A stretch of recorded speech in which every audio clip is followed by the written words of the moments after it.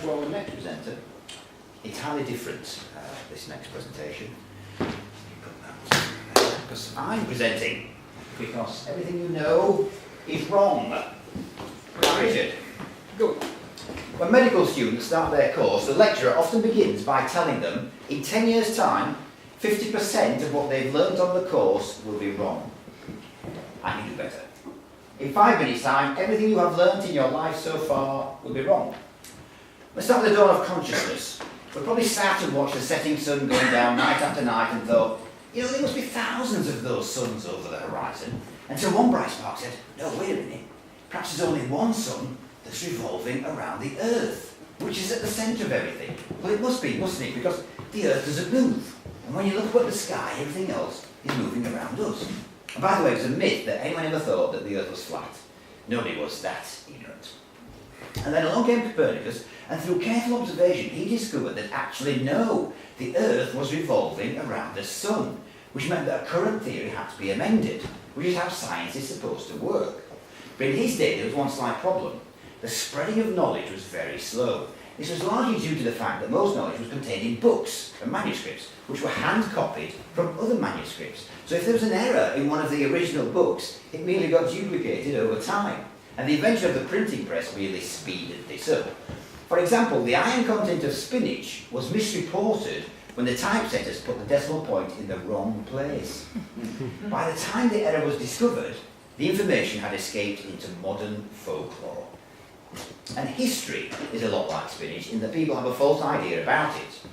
If a ruler won a battle because they were less stupid than their opponent or had dumb luck, they would actually report it in such a way that it made them out to appear wiser and stronger than their opponent. This idea was so good that all leaders decided to adopt it. Propaganda, though, is not interested in expanding knowledge, only in controlling information and influencing those people who receive the information. So verifying any sort of fact is incredibly difficult. And this assumes that everyone involved in trying to report a story is doing it as objectively and as honestly as they can. But as we know, some news outlets don't give a toss about honesty and objectivity. I mean, take the simple fact of your age. Your bodily cells are replaced in their entirety every 7 years. Does that mean you can only ever be 7 years old? But the molecules that make up the cells are billions of years old. So are you always as old as the stars? And the laws of physics break down at the quantum level. Solid matter is more space than solid by a factor of thousands. And merely observing an event at the quantum level influences it. So how can science be objective in such an environment? And it would appear that our universe is expanding at an accelerating rate. With our current level of knowledge, that means that 90% of the universe is unaccounted for.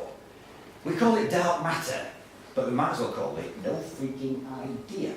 So I'll bring you back to Copernicus because I don't know if he ever existed.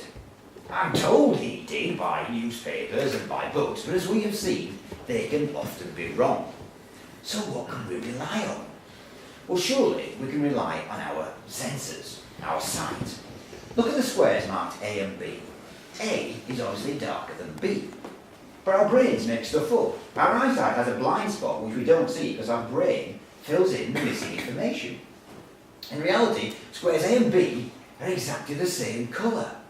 It's just the way our eyes see patterns that fool us. And even as we're presented with the evidence, our brain attempts to adjust for the illusion. So what are we left with? Just ideas and philosophy? Probably. But that assumes that our brains are in charge of everything.